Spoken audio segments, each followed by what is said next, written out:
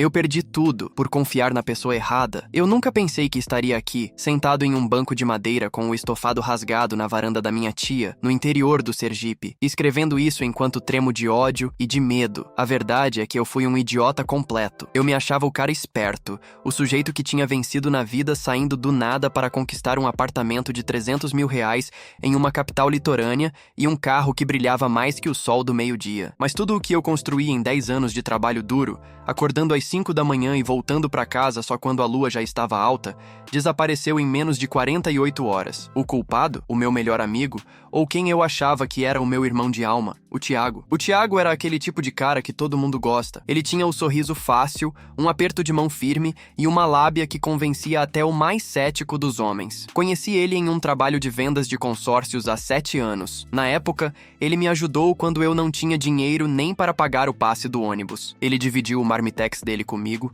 e me ensinou os macetes de como abordar os clientes mais difíceis. Com o tempo, a gente se tornou inseparável. Ele era o padrinho do meu casamento frustrado, o cara que segurou minha mão quando minha mãe faleceu, e o único que sabia onde eu guardava cada centavo das minhas economias. A gente tinha um plano. Ele veio com uma conversa de que tinha um contato quente dentro de uma distribuidora de eletrônicos que estava fechando as portas. O esquema parecia legítimo, sabe? Notas fiscais, fotos do galpão, uma papelada que parecia mais oficial que certidão de nascimento. Ele disse que se a gente investisse 250 mil reais, conseguiria triplicar esse valor em 3 meses, revendendo os lotes para lojistas menores do Nordeste. Eu tinha exatamente esse valor guardado, fruto de uma vida inteira de privações. Eu não comia fora, eu não viajava, eu não gastava com bobagem porque eu queria dar uma vida de rei para os meus futuros filhos. E o Thiago sabia disso. Ele usou cada sonho meu contra mim. Naquela terça-feira maldita, eu fui até a agência bancária com ele. Eu lembro como se fosse agora da sensação do ar-condicionado gelado batendo no meu pescoço enquanto eu assinava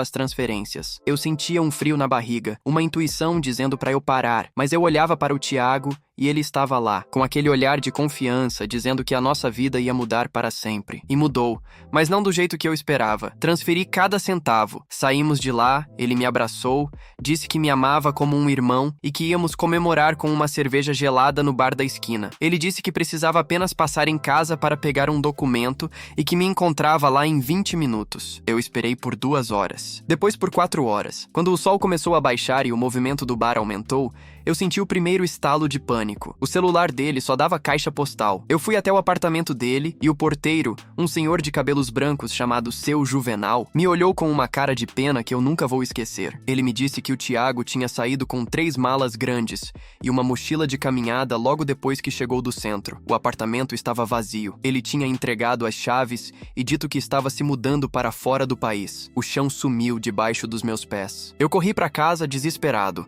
tentando acessar minha conta bancária, mas o desespero só aumentou quando percebi que ele também tinha tido acesso ao meu computador pessoal. Eu sempre fui relaxado com senhas, e ele passava horas na minha casa. Ele não levou só os 250 mil da conta poupança. Ele tinha feito empréstimos no meu nome, estourado o limite de 3 cartões de crédito, e até a minha televisão de 60 polegadas, ele deu um jeito de levar enquanto eu estava no banco. Eu fiquei ali, no meio da minha sala vazia, sentindo o peso de uma dívida que eu não tinha como pagar. O pior não foi o dinheiro, por incrível que pareça. O pior foi o silêncio. O silêncio de saber que a pessoa em quem eu mais confiava no mundo me via apenas como um alvo. Eu tentei falar com a família dele, mas a mãe dele, a Dona Maria, uma senhora que eu sempre ajudei com os remédios, simplesmente me bloqueou em tudo. Parece que o plano era maior do que eu imaginava, e que talvez ela estivesse envolvida, ou pelo menos sabia de algo. Eu comecei a receber ligações de números desconhecidos. No início eu achei que era cobrança do banco, mas as vozes do outro lado eram grossas, ameaçadoras. Eles diziam que o Thiago devia para pessoas que não aceitam não como resposta, e que como eu era o sócio dele, a dívida agora era minha. Eu entrei em colapso. Eu não tinha mais carro, não tinha mais dinheiro para o aluguel do apartamento, e agora tinha homens me procurando para cobrar uma dívida que eu nem sabia que existia. Eu peguei o pouco que sobrou na minha carteira, uma nota de 50 e 2 de 20, joguei umas roupas em uma mochila e fugi. Peguei um ônibus de madrugada, sem olhar para trás. Agora eu estou aqui, em uma cidadezinha que nem aparece direito no mapa,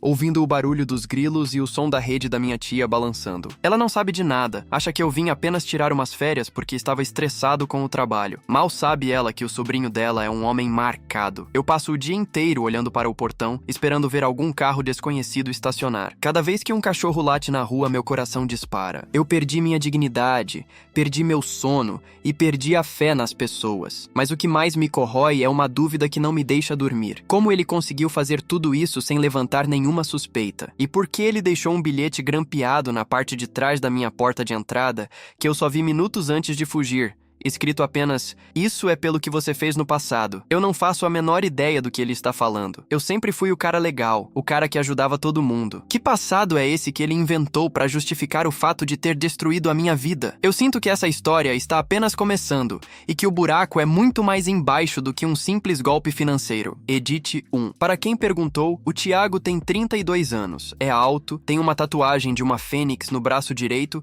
e fala com um sotaque mineiro bem carregado, apesar de morarmos no litoral. Se alguém vir esse sujeito por aí, pelo amor de Deus, não cheguem perto. Edit 2. Eu já tentei ir na polícia, mas como eu assinei as transferências voluntariamente e não tenho provas das ameaças físicas dos outros caras, o delegado disse que ia ser difícil caracterizar o golpe de imediato. Parece que o Thiago limpou os rastros digitais de um jeito profissional. Edit 3. Minha tia acabou de me perguntar por que eu não saio do quarto e por que estou sempre com o celular na mão conferindo as câmeras de segurança que eu mesmo instalei escondido. Eu tive que mentir e dizer que é um projeto novo do trabalho. O estresse está me matando. Recebi uma encomenda misteriosa na casa da minha tia e agora tenho certeza de que estou sendo vigiado. Eu acordei na quarta-feira com o som do caminhão de gás passando na rua. Aquela musiquinha irritante que antes me parecia apenas um barulho comum do cotidiano, mas que agora soava como um alarme de perigo. Minha cabeça latejava. Passei a noite inteira em claro, sentado no chão do quarto de hóspedes da minha tia,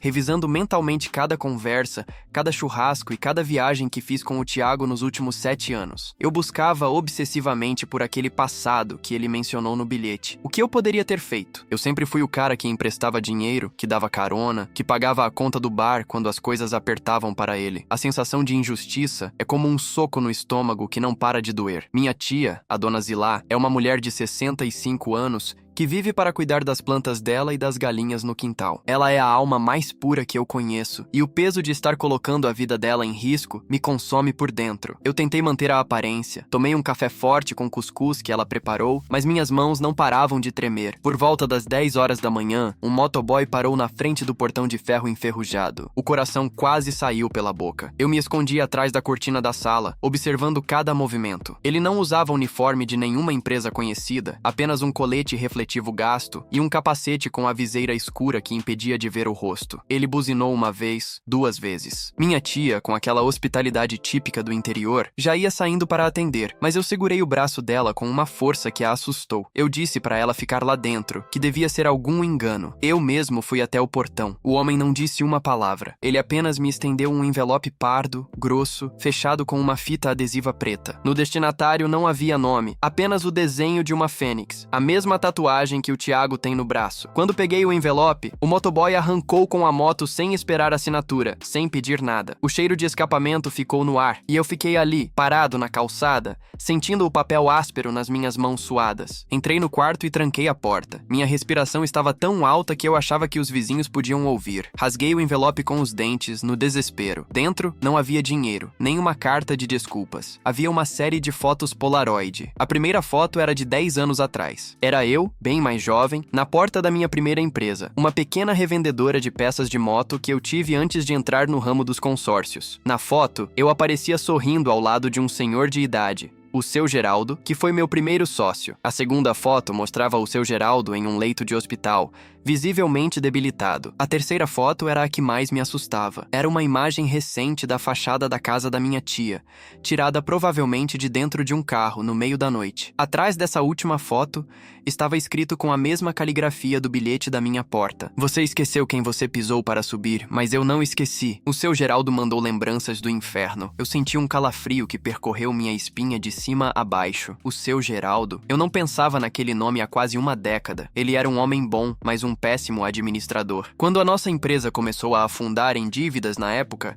eu tomei uma decisão drástica para salvar minha pele. Eu usei uma brecha no contrato, retirei o pouco capital que ainda restava e deixei ele sozinho com os credores e os processos trabalhistas. Eu me convenci durante todos esses anos de que era apenas negócios, que eu precisava sobreviver. Soube depois que ele tinha tido um infarto e morrido meses depois, sozinho e na miséria. Mas o que o Thiago tinha a ver com isso? Ele nunca conheceu o seu Geraldo. Ele nem estava na minha vida naquela época. O pânico começou a se transformar em uma confusão mental profunda. Como o Thiago descobriu algo que eu enterrei tão fundo? E por que ele dedicou 7 anos da vida dele sendo meu melhor amigo só pra me destruir agora? Foi então que eu comecei a revirar o envelope novamente e achei um pequeno pendrive no fundo. Conectei no meu notebook com as mãos trêmulas. Havia apenas um arquivo de áudio. Quando dei o play, a voz não era do Thiago. Era uma voz de mulher, cansada, chorosa. Era a voz da filha do seu Geraldo, a Patrícia. Eu me lembrava dela vagamente, uma adolescente na época. No áudio, ela dizia: "Ele prometeu que ia fazer você sentir a mesma fome que a gente sentiu. Ele prometeu que ia tirar o seu chão, pedaço por pedaço,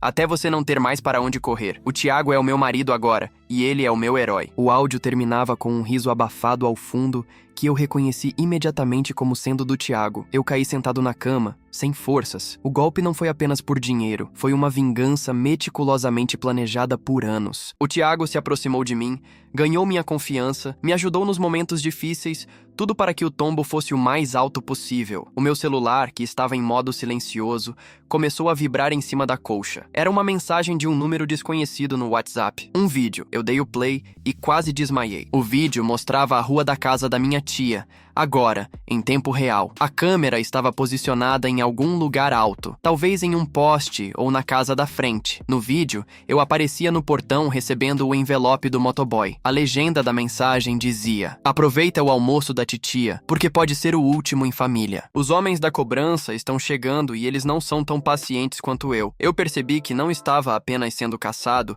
por causa de uma dívida de agiota que o Thiago inventou no meu nome. Eu estava sendo vigiado por um psicopata que tinha prazer em me ver sofrer lentamente. Eu olhei pela fresta da janela e vi um carro preto, com os vidros totalmente escurecidos, estacionado no final da rua. Ele não estava lá 10 minutos atrás. O motor estava ligado, mas o carro não se movia. O medo que eu senti na primeira parte desta história não era nada comparado ao que eu estou sentindo agora. Eu percebi que o Thiago não queria apenas o meu dinheiro. Ele queria a minha sanidade. Ele queria que eu soubesse que cada passo que eu desse, ele já estaria 10 passos à frente. Eu não tenho para onde fugir. Se eu chamar a polícia, eles podem vir e levar o carro preto, mas o Thiago vai continuar por aí, nas sombras, esperando o próximo momento para me atacar. E o pior, se eu contar para a minha tia, ela vai entrar em pânico e pode ter um troço. Eu estou preso em uma armadilha que eu mesmo ajudei a construir 10 anos atrás, quando achei que poderia passar por cima das pessoas sem sofrer as consequências. O passado voltou para me buscar, e ele tem a cara do meu melhor amigo. Eu preciso sair daqui. Mas como? Se cada saída daquela casa parece estar sendo monitorada. Eu sinto que as próximas horas vão decidir se eu saio dessa vivo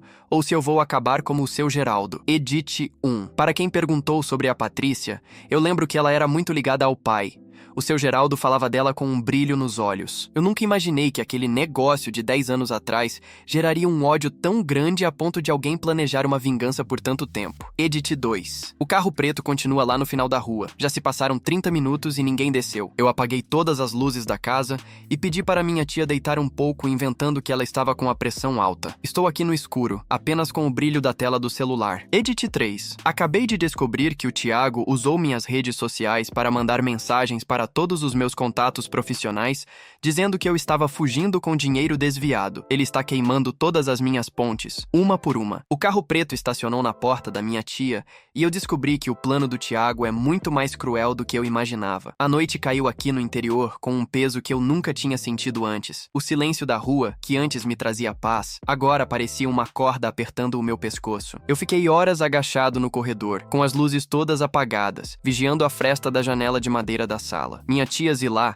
acabou pegando no sono depois que eu insisti para ela tomar um chá de camomila, mas eu sabia que o sono dela era leve. Cada estalo das telhas de cerâmica esfriando parecia o som de alguém subindo no telhado. O carro preto, aquele que estava no final da rua, começou a se mover lentamente por volta das 10 da noite. Ele não acelerou, ele apenas deslizou pelo asfalto de terra batida, sem acender os faróis, até parar exatamente em frente ao portão da minha tia. O motor continuava roncando baixo, um som grave que vibrava no meu peito. Eu senti um suor frio escorrer pelas minhas costas. Eu não tinha uma arma, eu não tinha um plano, eu só tinha um martelo de construção que peguei na caixa de ferramentas da garagem e o meu celular com 10% de bateria. Eu vi a porta do motorista se abrir. Um homem alto, de ombros largos, usando um boné enterrado na cabeça, desceu do carro. Ele não tentou pular o muro nem começou a gritar. Ele simplesmente caminhou até o portão, encostou o rosto nas grades e ficou olhando fixamente para dentro da casa. Eu não conseguia ver os olhos dele, mas eu sentia o olhar dele queimando através da escuridão. Ele tirou um maço de cigarros do bolso, acendeu um e a brasa vermelha brilhava a cada tragada que ele dava. Ele ficou ali, parado, como se estivesse esperando por um convite. O pânico começou a tomar conta de mim. Eu pensei em ligar para o 190, mas o que eu ia dizer? Que tem um homem fumando na frente da minha casa? No interior,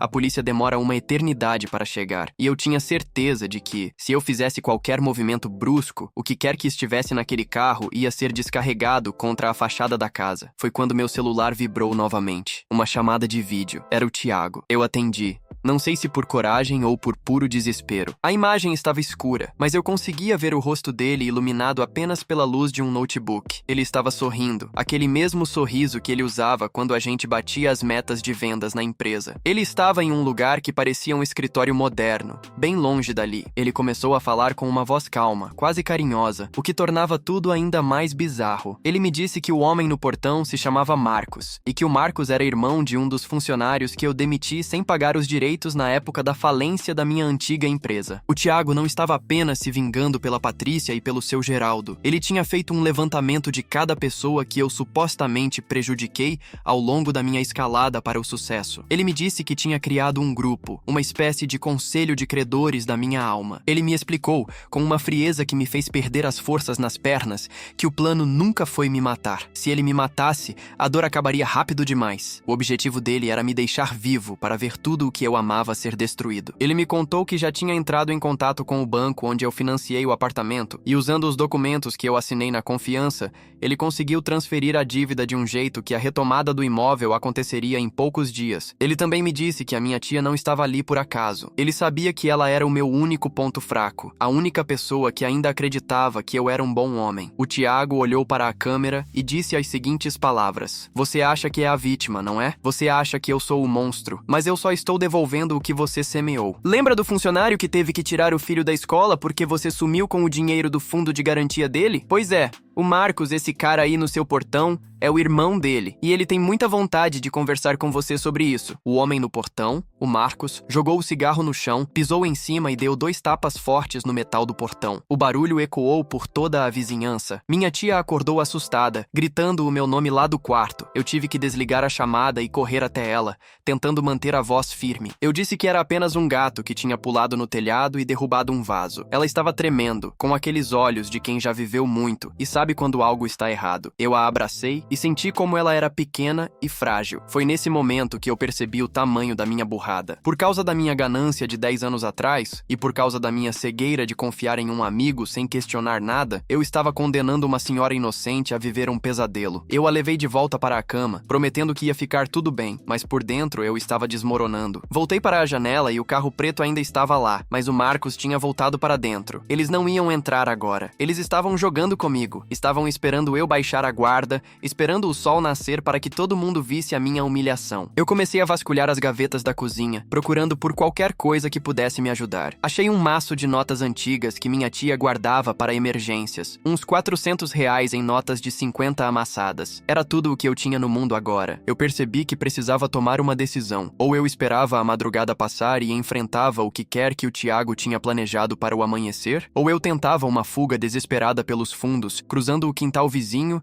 e saindo pelo matagal que levava à rodovia. Mas havia um detalhe que o Tiago mencionou na chamada que não saía da minha cabeça. Ele disse que havia uma surpresa dentro da mochila que eu trouxe comigo. Eu não tinha aberto o compartimento secreto da minha própria mochila desde que saí da capital. Eu a peguei no quarto, abri o zíper escondido e lá dentro encontrei um rastreador GPS pequeno piscando uma luz vermelha bem fraca. Ele sabia exatamente onde eu estava a cada segundo. Mas, ao lado do rastreador, havia um envelope pequeno com um pendrive e uma chave de um armário de rodoviária. No pendrive estava escrito a caneta: "A prova de que você não foi o único a errar." O suspense me corroía. O que o Tiago poderia ter escondido ali? Será que ele também tinha segredos que poderiam destruir esse castelo de vingança que ele construiu? Eu estava com o pendrive na mão, mas o notebook estava sem bateria e a energia da casa acabou de cair de repente. O bairro todo ficou no escuro total. O silêncio agora era absoluto, exceto pelo som da porta do carro preto se abrindo novamente lá fora. Eu ouvi os passos pesados vindo em direção à varanda. Eles não iam esperar o amanhecer. Edit 1. Galera, a energia caiu de vez. Estou escrevendo isso com os dados móveis que ainda restam, mas o sinal aqui é péssimo. Se eu parar de responder,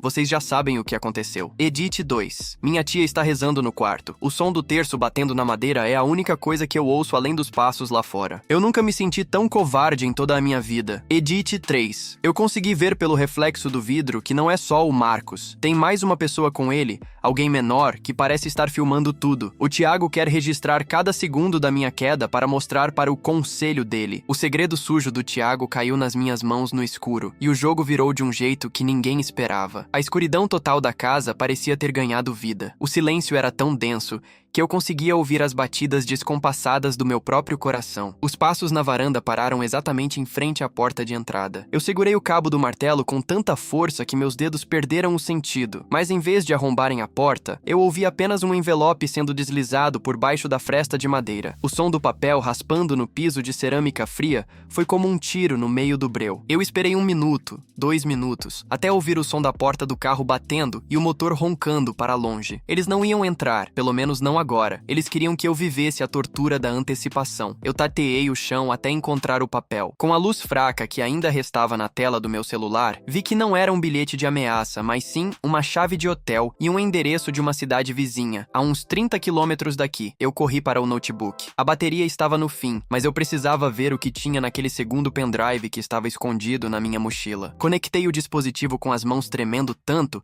que quase derrubei o aparelho. Quando a pasta abriu, meu queixo caiu. Não eram provas contra mim, eram provas contra o próprio Tiago. Havia centenas de fotos, capturas de tela de conversas e extratos bancários que mostravam que o Tiago não estava fazendo justiça pelo seu Geraldo ou pela Patrícia. Ele estava usando a história deles como uma fachada para encobrir um esquema de lavagem de dinheiro muito maior. O Tiago tinha desviado milhões de uma empresa de logística e estava usando o nome de vítimas do passado, como eu, para criar bodes expiatórios. Ele recebia o dinheiro sujo, transferia para contas laranjas em meu nome e agora estava me entregando para a polícia e para os cobradores para que ele pudesse sair limpo com a Patrícia para a Europa. O choque foi tão grande que eu quase esqueci do perigo iminente. O Tiago não era um justiceiro, ele era um aproveitador de luto. Ele encontrou a Patrícia, usou a dor dela pelo falecimento do seu Geraldo para manipulá-la e a convenceu de que destruir a minha vida era a única forma de honrar a memória do pai. Mas, nos arquivos, vi conversas dele com outra mulher, rindo da Patrícia, chamando-a de vulnerável e dizendo que, assim que o plano contra mim estivesse concluído, ele ia dar um jeito de sumir com ela também. Eu senti um misto de ódio e uma estranha compaixão pela Patrícia. Nós dois estávamos sendo usados por um sociopata que não tinha escrúpulos. Eu percebi que a minha única chance de sobreviver e limpar o meu nome era mostrar para o Marcos e para a Patrícia que eles estavam sendo traídos pelo homem que chamavam de herói. Eu precisava sair daquela casa antes que o Marcos voltasse com reforços. Acordei minha tia Zilá com todo o cuidado do mundo. Eu menti de novo, disse que tinha surgido uma emergência com o carro de um amigo e que eu precisava levá-la para a casa da irmã dela, em outra vila, por segurança. Ela reclamou, disse que estava tarde, mas viu o desespero nos meus olhos e não questionou. Saímos pelos fundos, cruzando o quintal de terra batida sob a luz da lua. O matagal era alto e arranhava minhas pernas, mas eu não sentia nada. Só conseguia pensar naqueles arquivos. Caminhamos por cerca de 2 quilômetros até chegarmos a um posto de gasolina na beira da rodovia que ainda tinha luz. Lá, consegui um táxi clandestino de um senhor senhor que estava fazendo o turno da noite. Deixei minha tia na casa da irmã dela. Dei a ela os R$ 400 que eu tinha e prometi que voltaria para explicar tudo. Agora, eu estou no banco de trás desse táxi, indo para o endereço do hotel que estava no envelope. Eu sei que é uma armadilha. Eu sei que o Thiago quer que eu vá até lá para que o Marcos termine o serviço em um lugar isolado, mas eu tenho uma arma que eles não esperam, a verdade gravada nesse pendrive. Eu passei a última hora enviando os arquivos para uma nuvem segura e mandando pequenos trechos para o e-mail da Patrícia, rezando para que ela visse a tempo. Eu não sou um santo, eu sei disso. Eu errei feio no passado e o peso da morte do seu Geraldo vai me carregar pelo resto da vida. Mas eu não vou deixar o Thiago sair vitorioso dessa história, usando a dor de pessoas que eu prejudiquei para se dar bem. O asfalto da rodovia parece infinito, e a cada quilômetro que o carro percorre, eu sinto que estou chegando mais perto do meu fim ou do meu recomeço. Cheguei no hotel por volta das 3 da manhã. Era um lugar de beira de estrada, com paredes descascadas e uma lâmpada de neon piscando com um zumbido irritante. O recepcionista, um rapaz novo que parecia estar jogando no celular, nem olhou na minha cara quando mostrei a chave. O quarto era o de número 112, no final de um corredor escuro que cheirava a mofo. Quando cheguei na porta, eu vi que ela estava encostada. Respirei fundo. Segurei o pendrive como se fosse a minha vida e empurrei a madeira. O que eu vi lá dentro não foi o Marcos com uma arma ou o Thiago sorrindo. O quarto estava vazio, mas em cima da cama havia um tablet ligado, transmitindo uma imagem ao vivo. Era a sala da casa da minha tia. O Marcos estava lá dentro agora, sentado no sofá onde eu estava horas atrás, segurando um galão de gasolina. Ao lado dele, o Thiago apareceu na tela, falando de algum lugar remoto. Você achou que podia fugir, não é? Mas você esqueceu que a vingança não é sobre você. É sobre o que você mais preza. Eu percebi que o Thiago sabia da minha fuga o tempo todo. Ele queria que eu estivesse longe o suficiente para não poder salvar a única coisa que me restava. Edit 1. Eu estou em choque. Eu tentei ligar para o celular da minha tia, mas ela deixou o aparelho na pressa da fuga. Eu não tenho como avisar a vizinhança.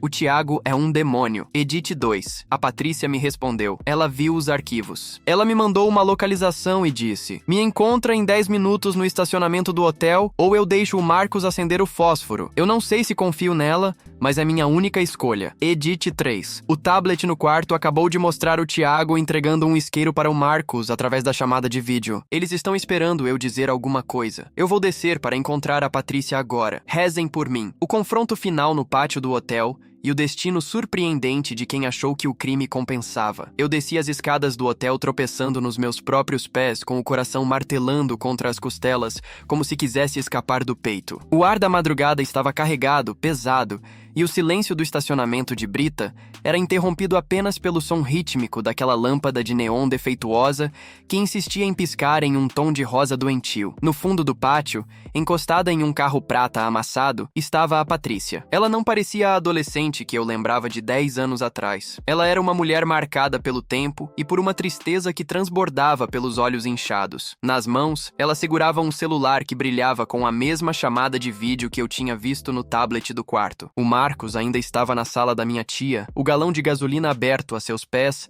esperando apenas uma ordem para riscar o fósforo que acabaria com as memórias da minha infância. A Patrícia olhou para mim com um desprezo que me fez querer sumir, mas havia algo novo ali, uma dúvida cruel. Ela tinha visto os arquivos que eu enviei. Ela tinha visto o Thiago rindo da dor dela, tratando a memória do seu Geraldo como uma peça de xadrez em um jogo de lavagem de dinheiro de milhões de reais. Eu parei a 2 metros dela, as mãos levantadas, mostrando que eu não tinha nada além do pendrive. Eu disse a ela com a voz embargada que eu aceitava pagar pelo que fiz com o pai dela. Eu disse que ela tinha todo o direito de me odiar, de querer que eu apodrecesse na cadeia ou na miséria, mas que o Thiago estava usando o nome do seu Geraldo para cometer crimes muito piores e que no final ele ia descartar ela como se fosse um lixo, exatamente como ele estava fazendo comigo. Nesse momento, a voz do Thiago saiu pelo alto-falante do celular da Patrícia, vinda daquela chamada com o Marcos. Ele não sabia que eu estava ali ouvindo. Ele gritou para o Marcos parar de enrolar, dizendo que a palhaça da Patrícia já tinha servido ao propósito dela e que, assim que a casa da velha queimasse, eles iam sumir do mapa e deixar a culpa toda nas costas dela como cúmplice de um incêndio criminoso. O silêncio silêncio que se seguiu foi absoluto. A Patrícia empalideceu.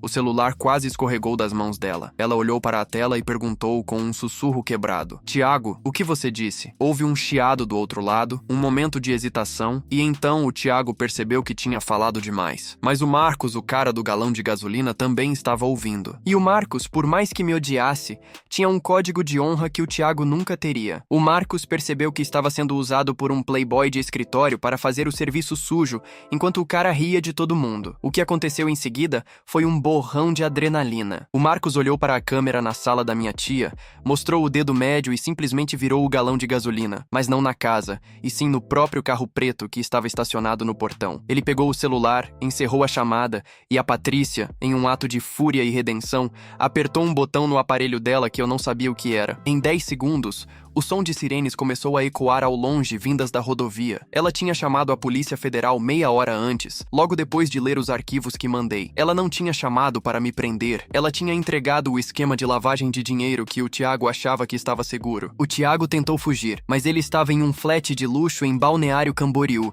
que ele mesmo tinha registrado no nome de uma das empresas fantasmas que eu ajudei a desmascarar nos arquivos do pendrive. A polícia entrou lá antes que ele pudesse arrumar as malas. Enquanto isso, no pátio do hotel, a Patrícia caiu de joelhos e chorou. Não era um choro de alívio, era o choro de quem percebeu que viveu 7 anos amando um monstro. Eu me aproximei, mas não a toquei. Eu não tinha esse direito. Eu apenas deixei o pendrive no capô do carro dela e disse que ali estavam as senhas das contas laranjas onde o Tiago tinha escondido o dinheiro que ele tirou de mim e de outras vítimas. Era o suficiente para pagar todas as indenizações trabalhistas dos funcionários do seu Geraldo e para ela recomeçar a vida. Eu voltei para a vila da minha tia 2 dias depois. A casa estava intacta, mas o cheiro de gasolina no asfalto em frente ao portão ainda era forte. Uma lembrança constante do que quase aconteceu. Eu contei tudo para a dona Zilá. Ela me ouviu em silêncio, segurando minha mão com força, e no final, ela só me disse uma coisa: o dinheiro vai e vem, meu filho, mas a alma, a gente só tem uma. Que bom que você decidiu salvar a sua. Eu perdi meu apartamento, perdi meu carro de luxo e perdi meu status de cara bem-sucedido. Hoje eu trabalho em uma oficina de motos aqui perto,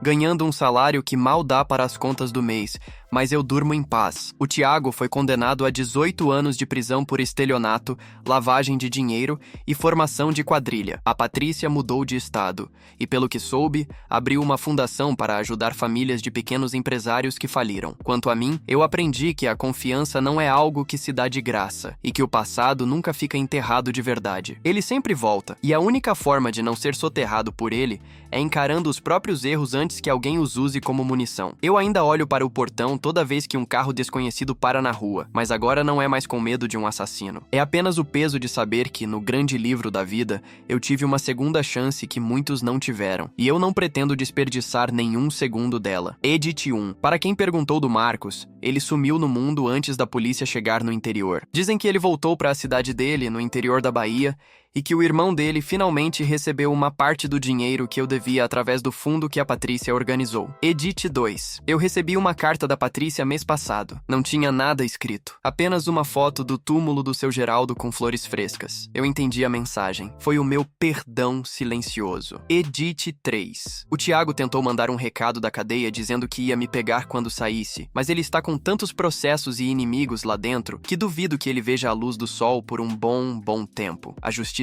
tarda, mas nesse caso, ela foi certeira.